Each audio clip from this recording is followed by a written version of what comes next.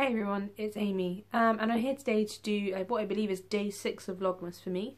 And today I'm going to be talking about all the series I'm currently reading at the moment, to have a little bit of chat about how that's kind of affected my reading and how I approach my TBR at the moment. So there's 3 series I'm reading at the moment, and I'll go through those. What I'll say in terms of history, I never used to read series of books. I used to read standalone fiction primarily, and didn't really used to read a lot of series, and I really enjoyed kind of, I don't know, picking up one book at a time, as it were. They all kind of changed when I started getting really interested in specific authors. So one specific author in this instance being Haruki Murakami, and I have read all of Haruki Murakami's published work, I think bar Birthday Stories, which is the collected works that he doesn't actually contribute wholly to. It's other authors as well that he collects together. So I've read everything by him, including his non-fiction. He's probably my favourite writer or author, amongst other ones as well, but I've read all of his works.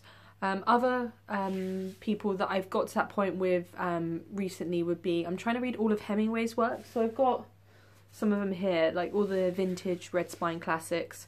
He's not my favourite writer. I really enjoy his style of writing, but definitely there's some that I've read recently and this year specifically that I've given like 2 or 3 stars to, but I still have this idea that I need to read all of them.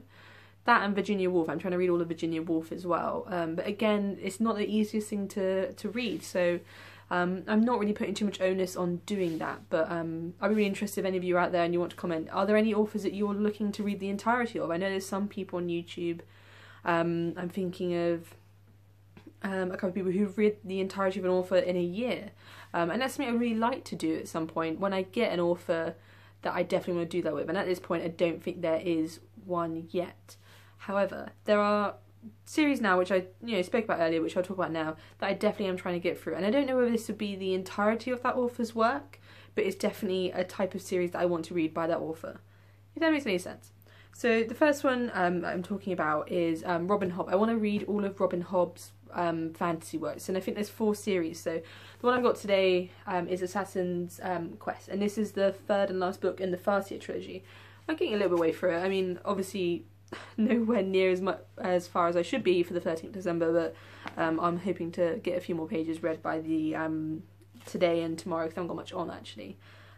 So you have the Farseer trilogy, which I've read near enough the whole thing of.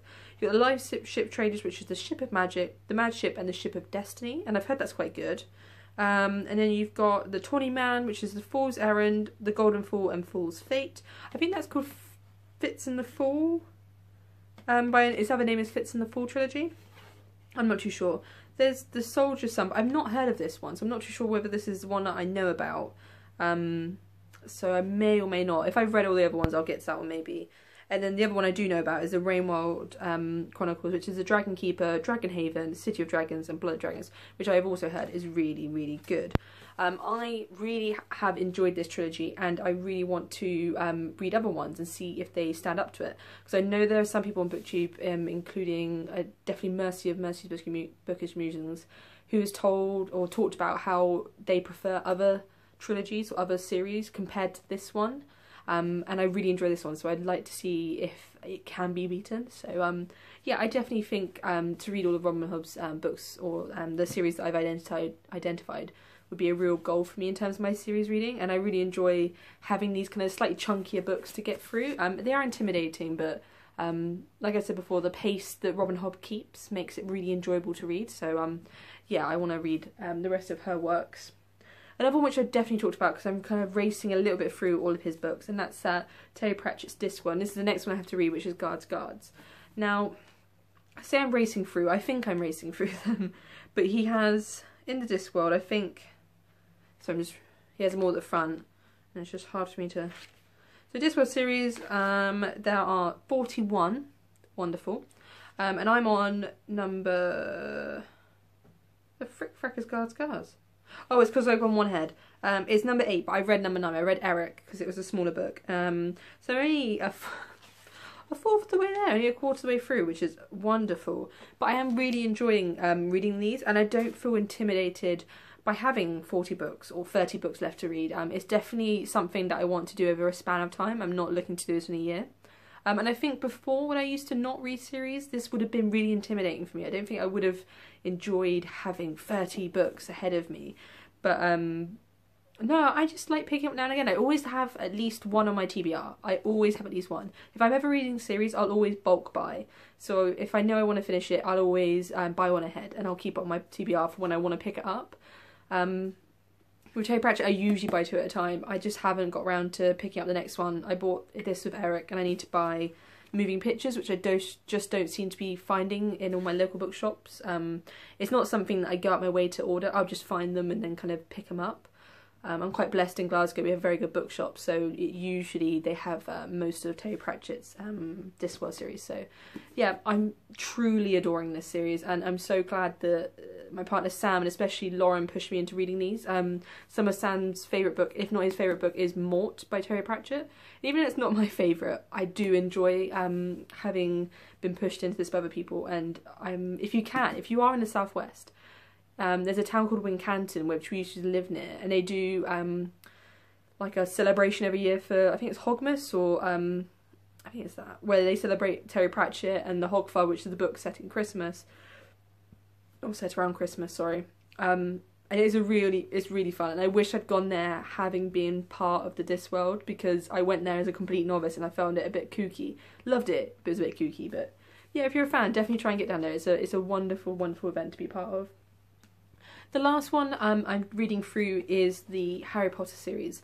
And I've talked about this briefly. I haven't picked up the 4th one yet. This is definitely my TBR to be read at some point. I kind of whizzed through the first 3 because they're obviously shorter and the font was a lot bigger. This one seems a lot more smaller and intimidating. I used to be able to pick up Harry Potter as a kid and just whiz through it, but I don't know, something's holding me back. Why I'm picking this up, and I never thought I would pick up Harry Potter again as an adult, is because for that reason, curiosity kind of caught the cat, as it were. I'm really interested to see if I do enjoy them as adults. I have seen my ratings lower than I would think they would be, so I definitely think it's true that some of the sheen's worn off with me. But I have found them very enjoyable and very nostalgic, and I think that's been really enjoyable. I bet, even though I am giving them lower ratings, that makes sense, that they're enjoyable, but I am giving them low ratings because I see the rounded picture now.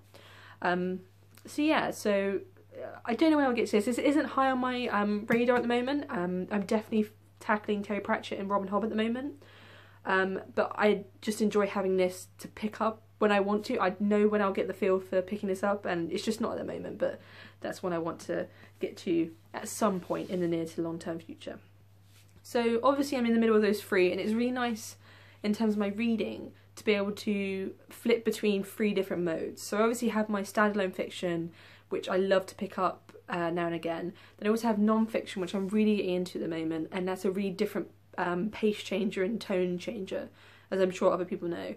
And then also picking up a series is a complete another shift. It's really comforting. I find all the books very comforting because you're revisiting people and kind of scenery and atmosphere. I found when I picked up Assassin's, I never know what the title of this book is because there's 3 of them, Assassin's Quest.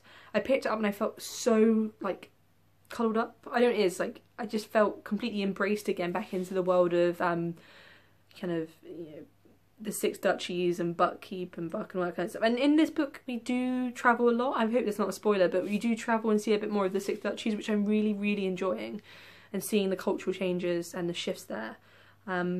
So yeah, no, I really enjoyed that kind of freeway kind of switch up that I have at the moment, and I'm hopefully when I finish these, I don't think that'll be anytime soon, I'll be able to find other stuff to read as well. I'm definitely getting more into fantasy at the moment, and obviously they're very likely to be part of a series or a trilogy at least. So yeah, I guess the only other things I'm reading at the moment in terms of series with Brandon Sanderson, I'm getting through Brandon Sanderson's one by one. I'm reading them on Audible. I find that the easier way to digest them, although I do miss out on the artwork, and luckily Sam, my partner, reads them physically, so I can go through and look at all the artworks. That is very, very special. But that one's a little bit more painstaking. I find them a bit long. I mean, they're about 1,000 pages each, and they're very weighty, so I don't take them on with too much gumption, that's probably the right word. Sam devours them, but I'm finding it very hard to get through them. And thus why I use Audible, so I can kind of chip away at them in my spare time. So yeah, there's that as well, but that's not really, again, that less so than Harry Potter's less on my radar. I pick that when I can and when I feel like it, but these three are the ones that I'm really, really interested about. If there is anyone out there, definitely comment down below. I'd really love to see what series you're reading, because I'm a bit of a magpie at the moment. I would love to collect other series that would be recommended, or that you guys reading and that you think I would like to read as well. Also, are there any authors that you guys want to read the total back catalogue of? And are there any that you have done that with, and how do you find that process? I know for me, not having any new Murakami is a little bit bittersweet, but is also really nice knowing that I have read them.